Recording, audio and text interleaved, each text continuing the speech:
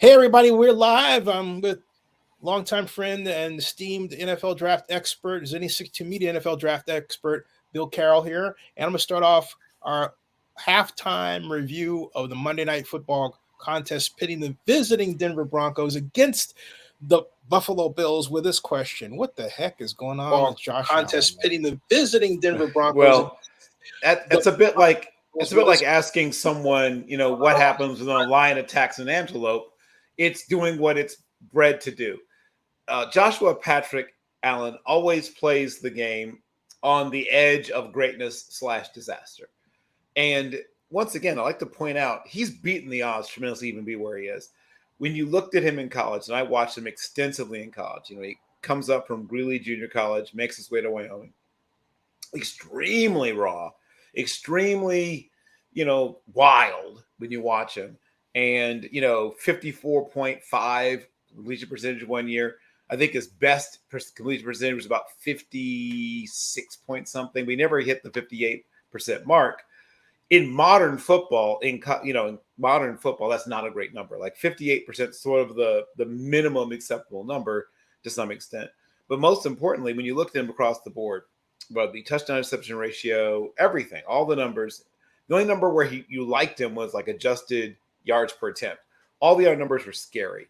And when we look at 10-year slices, we do era adjustment, right? So going back from the 50s, 60s, 70s, 80s, 90s, etc.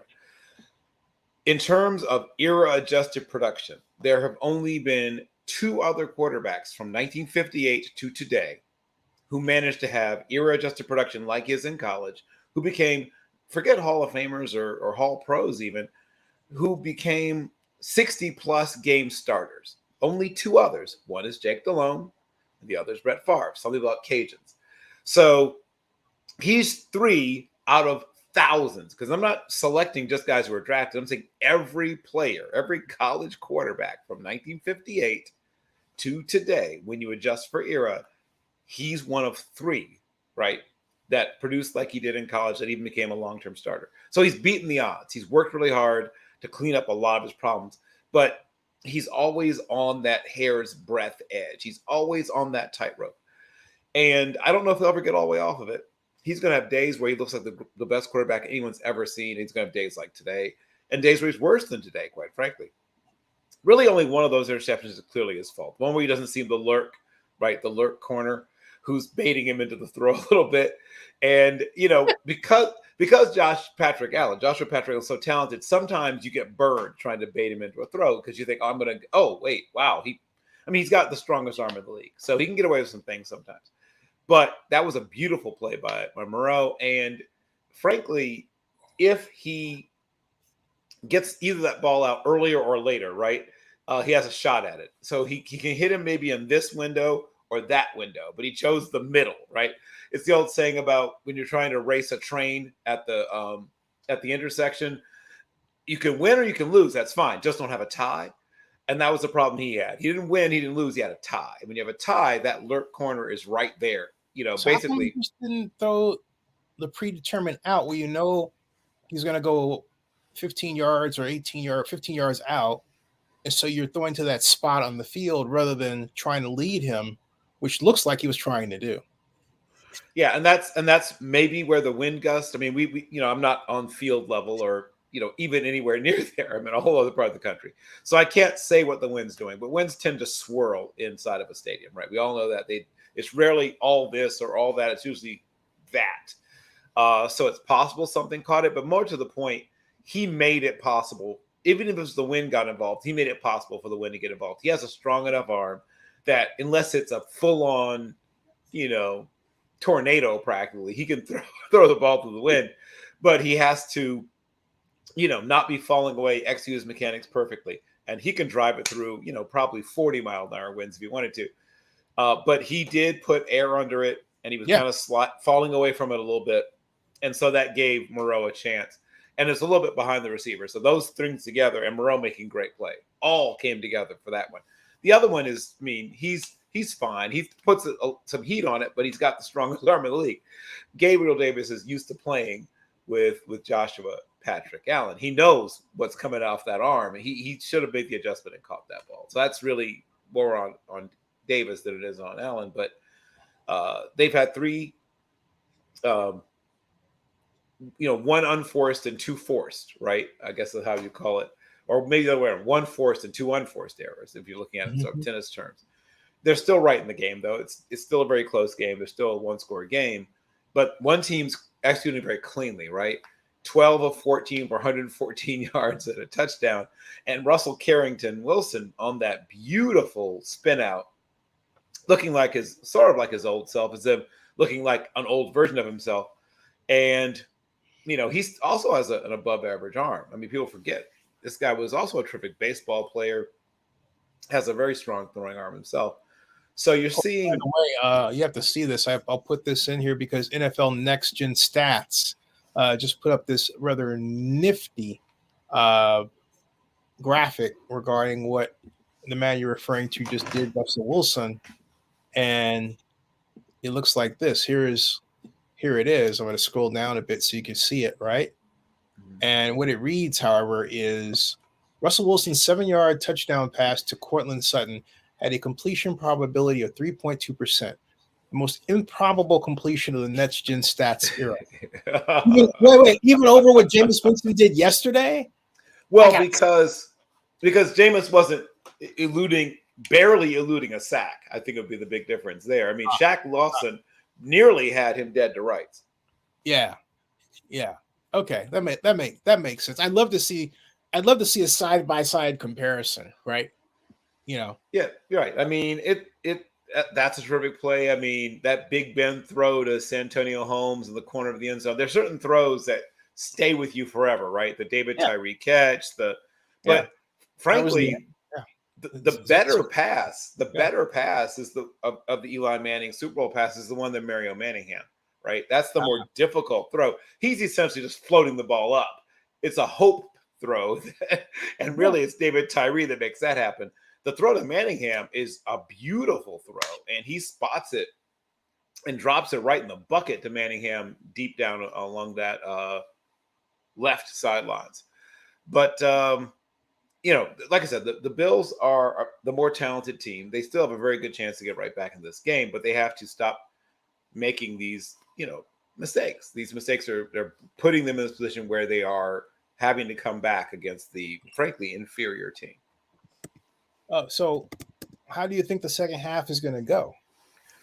I think that you're going to see Coach Payton try to take advantage of some increased aggressiveness. I think that McDermott's going to try to ratchet up the pressure a little bit because Wilson is carving them up, right? I said he's 12 for 14. He's only 2 balls have hit the ground. Pretty doggone good, Right, 2 balls have hit the ground. If you do that in a padded practice, you're doing okay, let alone a full-on game. So he's been extremely accurate, extremely poised. They're going to try to probably move him around. And, of course, he's still good on the move, but you can maybe make him hold the ball a little longer, throw off the timing, things like that, if you can get him to reset. But he's also still, like I say, still moves well. Maybe not quite, 23, 24-year-old Russ well, but he moves well. The other thing that I think you're going to see the Denver try to do is really, really try to pound them a little bit in the run game. The running backs are not big guys, right? I mean, Javante's the bigger of the two, and he's about 214 pounds. And I'm a huge fan of Jaleel McLaughlin. Followed him from his time at Notre Dame College, not university, where he's there for a couple of years, sets all the records at that school, then goes to Youngstown State, sets all the records there too. And so if you combine his 2 collegiate careers together, he's the number 1 running back, all levels in terms of career rushing in collegiate football history.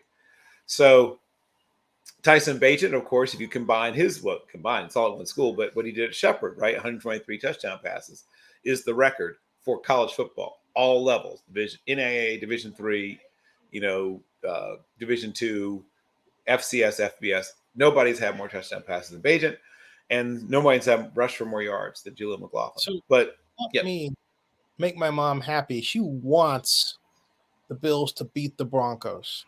Interesting. Okay. Well, my mom's an old Raider fan from way back. Right, So which makes me think that she would not have any love for the. Oh, right, but she'd hate the Broncos more. I got it. yeah, exactly. Right. I was going to say, I mean, the Bills, faced them a couple of times in the old AFL Championship days, but of course, yeah, I can see why the Broncos would It's a be the more. division thing.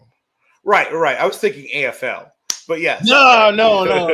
And we go back to we'll see. Mom knew how to assist drunk. Right. Starting in 75. And then, of course, 77, they were in the Super Bowl, won the game. And then the very next year, the Dallas Cowboys, as you remember, played the hated Denver Broncos in Super Bowl 12 and won 27-10. Yeah, over the Orange Crush defense and Craig Right. Morton and former Cowboy quarterback Craig Morton. Former Cal, too. Yes, and Cowboy quarterback. Yeah.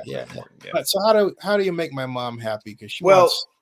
I mean, the main thing is they also have to go back to running the ball. They had a lot of success when they were doing it, and they just need to go back to that. And then that'll make it easier for Josh Allen to start hitting those play action shots.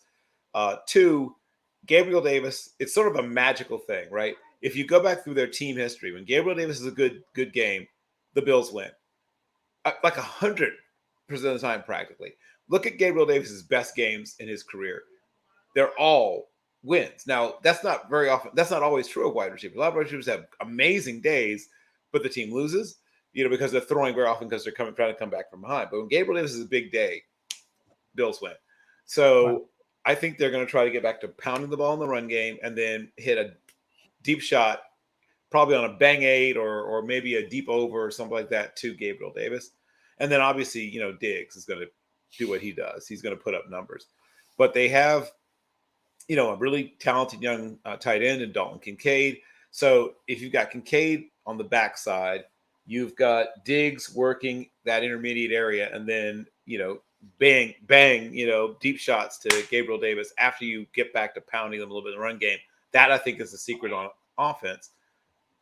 And then on defense, try to get one back over your side, Hey, speaking of deep shots, since we're talking about next gen stats, right? And you mentioned Dave Tyree's catch, right? Mm-hmm. Bill? Yeah. Bill, you there? I said the more difficult. The more difficult. That was weird. You did well, something. I can still. I don't have an answer for that. Is there something else I can help with? Yeah. No. I can still hear you. Okay. Okay. That was weird. All right, Bill, you back? Gotcha. All right. Yeah. I can still. Okay. Okay. Remember you were talking about Dave Tyree's catch? Mm-hmm. All right. Yep. Well, it just so happens we have it right here. Ta-da! How about that? I was there. Yep. Key play Manning to Dave Tyree. Folks, zoom in a bit here. I won't let me zoom in like I want to. That was interesting. Let's try that again. Zoom in. All right. Anyway, here it is, folks. Manning to Dave Tyree. See that? And look. He got it. He caught it. See that? Not bad, huh, Bill? That's it. You go back and freeze that part, because what happened was it happened. I was just tracking the action, right. And yet I'm surrounded by Patriots fans, and so I'm getting jostled as I'm trying to hold the camera steady. And it's going up and down, and then I'm cheering. I'm like, he caught it, right? So, and I'm thinking at that very moment I froze. I forgot how to zoom in. I forgot how to zoom in. I don't know how much better what it was, but still, you can see that he caught it and what happened, and that everybody was going nuts. All right, purely. That's what they should have been. Right. That was a fourth down. So anyway, so there you are. There's your next gen eligibility video right there. Right. Yeah. Well, the next gen stats unfortunately don't have that one in their memory banks because they didn't exist yet. I call for a recount. Yeah, they didn't exist yet. You have to go back in time and introduce to somebody in the maybe late 1990s the idea of next gen stats, so that by the time that Super Bowl takes place, they exist. But you know what? Hey, Bill, I might be the only person in the country who has that kind of video. Do you think about that? I mean, I'm trying to. You mean like shot from the stands? Yeah. Look. Yeah, because I don't know if anybody else. The NFL tried to take this down, and Jeff Pashan, NFL Legal, went to bat for me. This is the entire final drive. This is the whole thing. It starts all the way back here. Okay. And then it goes all the way to the touchdown, to the touchdown, which is right here. That's when they were. That's what goes there. That's when they, victory formation there. The whole 9 yards. It has the Plaxico Burress catch and everything. I don't know of anybody that has that. No one. That's interesting. I mean, shot from the stands, right? I mean, there's obviously, stuff shot from other levels, like field level. The NFL Films has these different, bits and pieces and all that, right? But from that angle, where you can see the formations, the coaches' tape doesn't have the crowd noise like that. If they still have the coaches' tape, they might have burned it. You never know, or deleted it. I'm guessing the Giants didn't. The Patriots might have. you never know. I mean, you never know that. But that buttresses my point. There are only a handful of people who have this. Okay. Enough of that. Back to. All right. Yeah. So go ahead. You can dictate certain things to a defense if you attack their weaknesses, right? And the Denver Broncos have been better the last few weeks, but they were very poor against the run the first few weeks of the season. You could see when they started to lean back into the run that James Cook, who is, not normally usually considered those powerful runners, sort of almost finesse, but sort of you could see him trying to win back the confidence of the coaches by banging it up in there, which has not always been the best part of his game. And he's extremely fast, much like his brother, So the fun fact, their names are each other's names to some extent, slightly reversed. So Dalvin Cook's middle name is James. James Cook's middle name is Dalvin. So it's Dalvin James Cook and James Dalvin Cook are the Cook brothers' names. But he's a lot like his brother in that he's very quick but not super, super powerful. But you saw him running with more power than usual. Once again, like I said, trying to show the coaches, give me a chance. Latavius Murray was, getting the after the fumble, got the lion's share of the carries, but he has a chance to show the coaches that he should be the guy. And that's something that's still been up in the air. Obviously, they brought him in. They liked him a lot, especially where they drafted him. But they see him thus far. You originally saw him as sort of like a third down back. He's now trying to show he's more than that. And I sort of comped him a little bit to Tiki Barber coming out. He's got a lot of those sort of Tiki Barber-esque weaknesses and strengths, but Tiki sort of reshaped his body a couple years in the league. He started working with a power lifter as well as working on his fumbling. And he went from being the back who fumbled the most in the league. I think his last 2 seasons in the league, he had 3 fumbles over 2 seasons. And another interesting thing about the close to his career, the last 3 years of his career, there's only one other running back in the history of the league who had that same sort of trend line in terms of scrimmage yards in the last 3 years of his career. And that guy's James Nathaniel Brown. So he's one of 2 to have a trend line like that be averaging those numbers of yards per scrimmage per game at the end of your career. And he probably had one more good year left in the tank, which of course would have been the Super Bowl run. So unfortunately, he retired 1 year too early. If he plays one more year, he probably increases his chance of making the Hall of Fame because he would have been on a Super Bowl winning team. But I think this is still very winnable for the Bills. They just have to simplify some things, attack the weaknesses of Denver, and stop turning the ball over. That's that simple. And that's it. And the third has started. So, hey, let's go back to the game. Any thoughts? I want to also mention, you sent me a email regarding elite arms, and you point out that Josh Allen of all till after quarterbacks has the most elite arm at, what's that, 62 miles per hour, Ben? Yeah, he's got the strongest arm. Yeah, he's got the strongest arm. 62 miles per hour, and if you heard me say that. Yep, he's got the strongest arm in the league right now. And, even if you didn't have the gun data, Jameis is above average. Jameis has a very good arm. anything in the mid to upper 50s is more than strong enough. 60s, once you get into the 60s, you're in the, that's high cotton. That's where you're in the John Elway, like super arm guys. But you don't have to have that kind of arm to be a great quarterback. I mean, we don't know what the gun data is, Montana, because he didn't do that in his day, but he's probably barely above the minimum. He's probably low 50s. And his old joke about his own throwing ability, though he was being self-deprecating, would say, I don't throw darts at balloons, I throw balloons at darts. So you could anticipation and accuracy can make up for arm strength. A lot of guys have been really good who had average arms. Even Brady's arm was probably dead on average. So, arm strength is great. It can get you into certain problems, but it can get you, like, there's the strong arm guys also make certain strong arm quarterback mistakes because they get spoiled by it, right? They're used to saying, oh, I can make that throw, right? A guy who's had to anticipate and had to be able to see things quicker is smarter about that. He has to be, right? He has to be. He can't just say, oh, I'll just gun it on in there, because he can't. But Joshua Patrick Allen is used to saying, I can deal with this. You were talking about,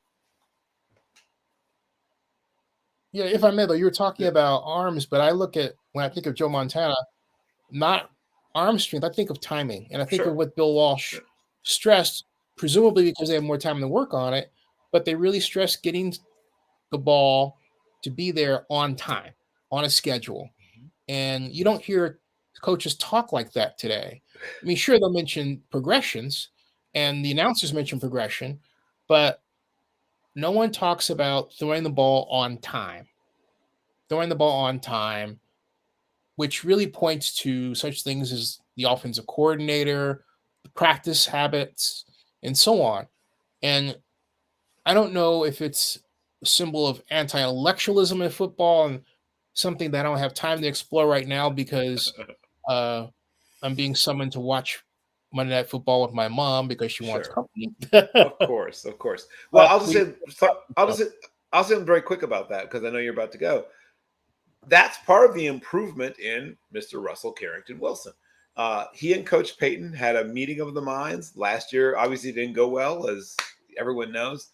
And because he's shifting back to an offense that does stress a little more the timing of everything, it took him a while to get back into it. He was used to kind of creating some scramble plays and sometimes almost forcing scramble plays towards the end of his time in Seattle. Even though they use a lot of the same sort of passing concepts you find in Payton's offense, they were adapting, some of the things to fit his strengths, and he was extending plays and things like that. Hey, Bill, let me ask you a question. Yeah. Why didn't Sean just simply trade for Jameis Winston? He knows the system. Sure. I think two things were at play there. I think that they really wanted somebody that had certain credentials already, right? I've been to the Super Bowl a couple of times and won one of them. I think that was something they cared about. Now, you can argue, that you're buying a guy based on what he did, not what he's going to do, which I don't think is smart. Right? I want guys based on what they're going to do in the future, not what they did in the past. But I think that there's that. And then the last thing I'll say is, and not that Jameis isn't a good athlete, but they wanted to do a lot of things taking advantage of Russell's mobility, which, despite him being, now in his 12th season, still in the top, I would say 8 to 9, probably top 8 in terms of pure athletic ability, still amongst quarterbacks. He's a terrific athlete. So Jameis can move too. Jameis can move just fine, but not like Russ. I mean, they're not comparable as athletes. One was a pitcher, and one was a middle infielder, and you could see the way they move. In high school, Jameis was known for running almost as well as passing. There's a famous video of him going from 5 wide, picking up 32 yards and running for a touchdown in Hueytown. And that's not the only one. So he can do it. He can do it, but not like Russ. I mean, like Jameis ran, 4.87 and Russ went 4.63. And though I'm sure Russ has slowed down a little bit, he's still, the better athlete of the two. That's a big difference. You're right. That's a big difference. And when Jameis runs, I mean, just from an eyeballing, like if you know nothing about times, you just look at him running, you could tell this is a guy who's running because he has to, right?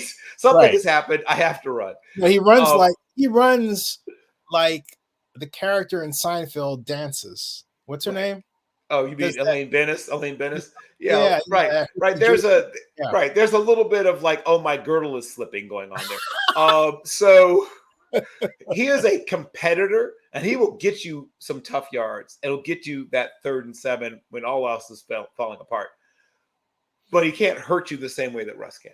And that play that Russ made with that spin out, Jameis would be less likely to pull that off. Not because he's not a good athlete. I mean, he's a good athlete, but Shaq Lawson would have closed on him faster because he's just partially just body size, right? That lower center of gravity gives Russ the ability to turn so much quicker. And that's the advantage of it. People talk about the disadvantage of being a short quarterback. There's an advantage. He guys like Kyler Murray, those guys can change direction so much quicker than a guy who's 6'3", just because of how much closer your hips are to the ground. And when you're turning, I mean, this is something I can tell you from experience. I am You're talking about 5'10" versus 6'4". Right. I'm a shorter. And then Jameis Winston is 6'4". Yeah, James is 6'3" and change. Right. I'm a shorter person, and that's a disadvantage a lot of times. But I can tell you, when it came to changing direction, when I was juking, like I was returning punts or things like that, it was an advantage, right? Taller guys, I would just set them up, right? Get them leaning one way and boom, right? And now they're like, right? It was almost fun when a taller guy who's 6'2", 6'3" is coming down, because he has to get it right the first time. If you can make him hesitate, you make him lean a little bit, and then right, that's it. He can't change back. He can't get back. And so I think that Sean Payton, first of all, I think the ownership also was more interested in Russ as well. But Sean Payton comes in, he says, I can work with him, right? And it took a while. They gelled now, right? He took shots even a little bit at Russ early on, but you can see that they're working together well. The relationship's working. They're communicating well. Russ is getting the ball out. He's seeing for a man his height, he seems to feel well, but he has to navigate differently the pocket because he's not seeing over, he's seeing through. And even the taller quarterbacks would be wise to, in my opinion, because look at how many tall quarterbacks have actually led the league in balls batted down. I think right now the leader in the clubhouse is Justin Herbert, who's 6'3", 6'6", right? 6'6" and 3/8, I believe. And then 1 year, the tallest quarterback in all, maybe the second tallest starting quarterback in football history, Dan McGuire's brother. Dan McGuire, who was what's the name of McGuire's brother? Was the tallest, right? He's the tallest quarterback in NFL history. The second tallest was Brock Osweiler. Osweiler 1 year led the league in passes batted down, and he's 6'7" and 5/8, right? Almost 6'8". So it's more about navigating the pocket correctly. Short quarterbacks can avoid getting their balls, but in fact, they're usually better at it because they've had to, right? They've had to work on it their whole lives. While tall quarterbacks get lazy about finding throwing lanes. I'll just throw it over. He knocked that down. And folks, we'll have another show comparing tall quarterbacks and short quarterbacks, but I want to thank Dr. Carroll for holding this conversation. And we are both going to go back and see this scintillating contest. All right. Thank you, Bill. Hey, stick around in the background. Hey, everybody, please subscribe to Zenny62 on YouTube. Donate. We would love it if you would. And there'll be contests and prizes in the very near future. Ooh. And bookmark Zenny62blog.com. That's the only place that you can find our videos as blog posts. All right. We'll see you. Excellent. Got it. Okay.